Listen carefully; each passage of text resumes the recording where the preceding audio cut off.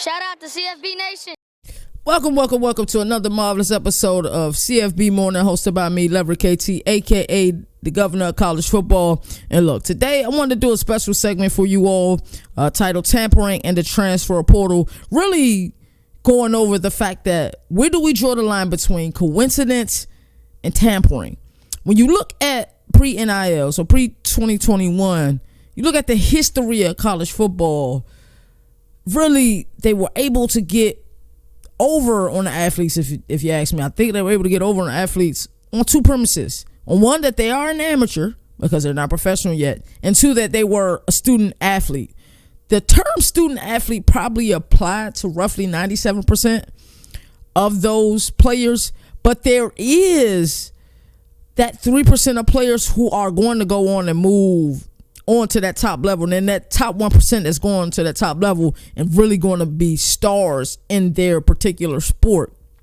So I feel like the NIL and the idea of student athlete didn't apply to everyone.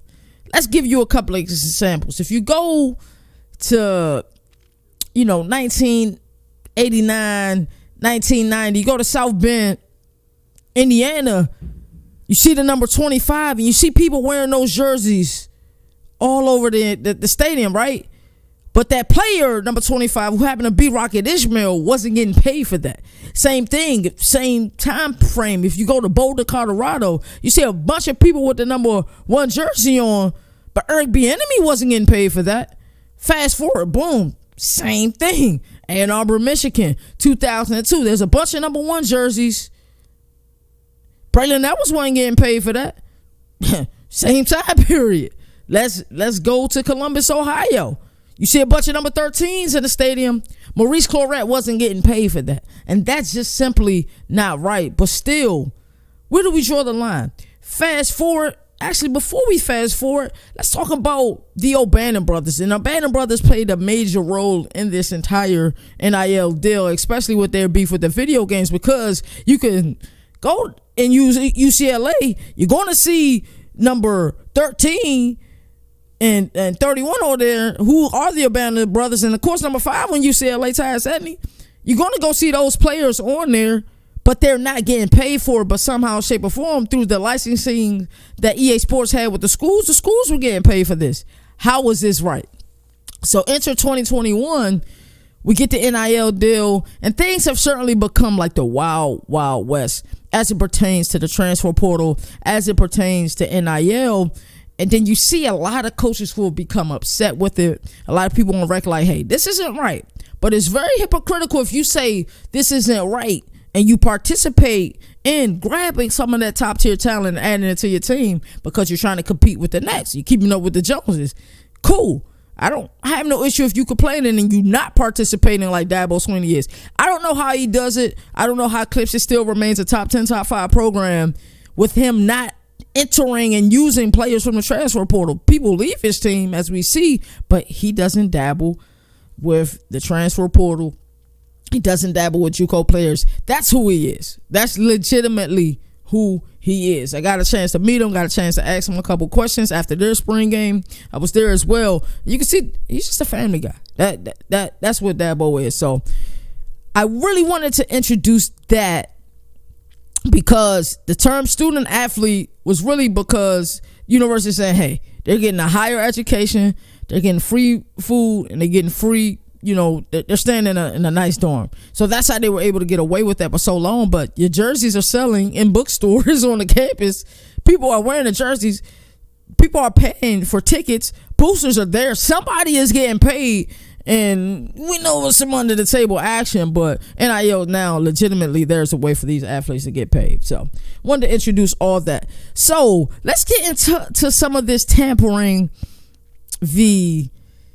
coincidence. Let's get in the NFL. We see the Miami Dolphins didn't have a first pick in the NFL draft this year because of tampering that happened last season. NFL and NBA has strict guidelines on tampering. There is some legal tampering there, but college football is a wild, wild west, and I love it. And that's why college football is my favorite sport, period. So let's get into some of the examples of tampering versus coincidence. So first, I want to start off with Luke Fickell. Luke Fickell is a guy that I love. The culture that he brings, what he was able to get with that Cincinnati team last year, who had lost some key skill position players a year before, and the fact that they were still competitive just talks and shows how great of a coach this guy is. So I think fans in Madison, Wisconsin, you're getting one hell of a ball coach. But let's talk about some of these 6 degrees of separation. So Luke Fickell left Cincinnati for Wisconsin. 3 players follow him immediately. That's wide receiver Will Pauling, offensive tackle Joe Hubbard, and wide receiver Quincy Barrows. Coincidence or tampering? Let's go on to the next example. Let's talk about Tommy Rees. Tommy Rees recently hired in February as the offensive coordinator for Alabama. Notre Dame got one of the what was thought better quarterback battles going on between Tyler Buckner and Sam Hartman. If you know college football, you know that Sam Hartman is a caliber quarterback, and he's not leaving Winston-Salem and not starting, period. We knew Sam Hartman went there for that. So Tyler Buckner, I guess he was monitoring his depth chart. He was monitoring these snaps. After the spring game, Sam Hartman lights it up, and he's gone. Where's the first place he go? With someone he knows, and Tommy Rees, who's the offensive coordinator at Alabama. Is this coincidence, or is this tampering? I'm asking you guys. Really, I want y'all to comment down in the comment section. Y'all can find me on Twitter at Leverett_KT. And listen, respond. I don't care how you respond, negatively or what. I'm gonna respond back. We with the smoke over here at CFP Nation. I thought you knew that.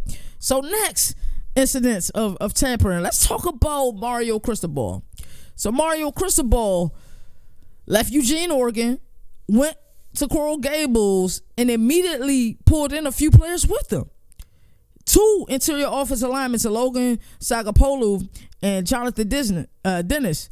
This past transfer portal window, he brought in tight end Cam McCormick. Is this tampering, or is this coincidence? Now, granted, I will put this in play. A lot of these universities, coaches leave, they got to fill those roles, and sometimes players want to play for the coach that recruited them. That's the reason why they went to that school in the first place. So I feel like that argument has to be laid on the table in order to deliver this segment properly. Like, maybe McCormick just wanted to play for the coach that recruited him. But that is a long way from Eugene, Oregon to Coral Gables. Is it coincidence, or is it tampering? Next, let's talk about my guy, one of my favorite coordinators in college football, Robert Anae. Robert Anae left Syracuse after a stint in Virginia, and then he goes to Raleigh, North Carolina to be the offensive coordinator for the NC State Wolfpack. Lo and behold, not long after that, we see Brennan Armstrong, who had a down year last year for UVA, but the year before that, he had the best year of his career with offensive coordinator Robert Anae. And now he has transferred to Raleigh as well. Is this coincidence, or is this tampering? I got to mention these things. I got to bring these things up. And it's important that we look at things objectively and not subjectively. We have to evaluate this. Has the transfer portal become too big? Has it become too big of a mess? Are these players being brats, or are these players looking for opportunities? If you look at college football and then the current workforce, they mirror each other. Listen, my dream is to do this 24/7. Right now I have a job. I work in we call it a fast casual business, and I'm a manager. I'm responsible for hiring. I'm responsible for firing. But what I have seen really since COVID, but you kind of say really since NIL, is that it changed. For years, companies and corporations had the upper hand over employees. Now employees have the upper hand. Just 3-4 years ago, I was able to hire, fire. People are knocking down the door to work for us.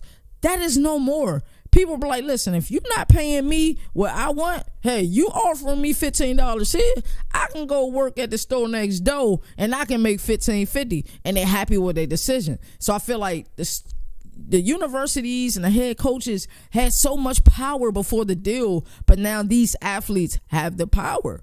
So, hey, I love it because I'm a fan of college football. I love the messiness. I love seeing some of these 6 degrees of separation. So I want y'all to answer down in the comment section. Is this tampering, or is it coincidence? So I always like to say, do something nice with somebody normally wouldn't do. Always pay it forward. Peace and love. Peace and blessings. And until next time, y'all know what it is. 1.